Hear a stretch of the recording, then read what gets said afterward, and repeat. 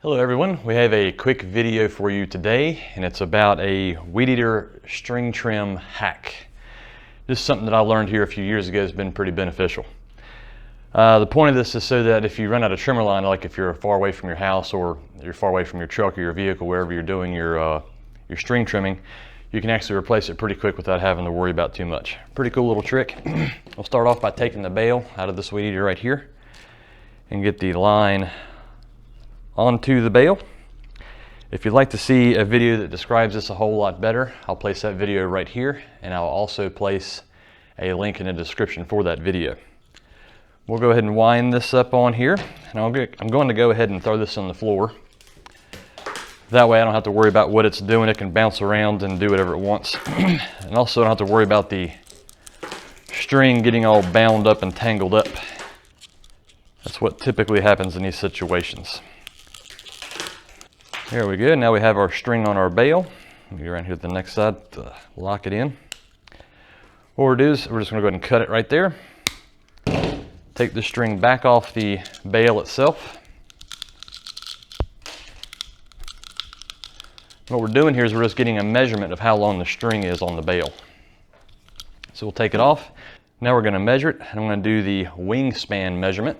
I'm just about 6 feet tall myself, so my wingspan is just about the same.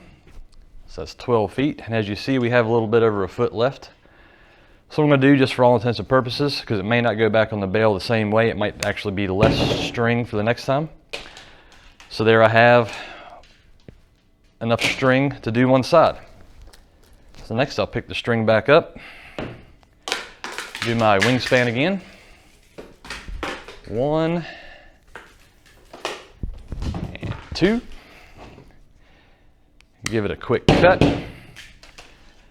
Now we'll get this a little bit better situated here. Now all we have to do is put this in your back pocket. Or you can put it on the back of your lawnmower, whatever you're using to go around. Just have this in your back pocket.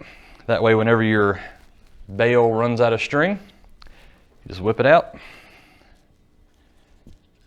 and start stringing it back up just like so, and it's already cut the length. So you don't have to worry about carrying your extra trimmer line around with you. There's really no difference between these two heads. The only thing is that this head right here actually clips in, and this one actually comes off by unscrewing it and unthreading it from that. Well guys, I hope this helps you out. It's been a big help for me. It's really saved me a lot of time walking around having to worry about trimmer line, and also having to worry about the string line. Now I can just throw it on the floor and go on with my life. So I really have been enjoying this quite a bit, and I hope y'all will as well. Well, thank y'all so much for watching. We greatly appreciate it. Please like the video if you'd like. Also subscribe. It's up to you. I'm not going to twist your arm through the internet here. Thank you so much. Y'all have a good one.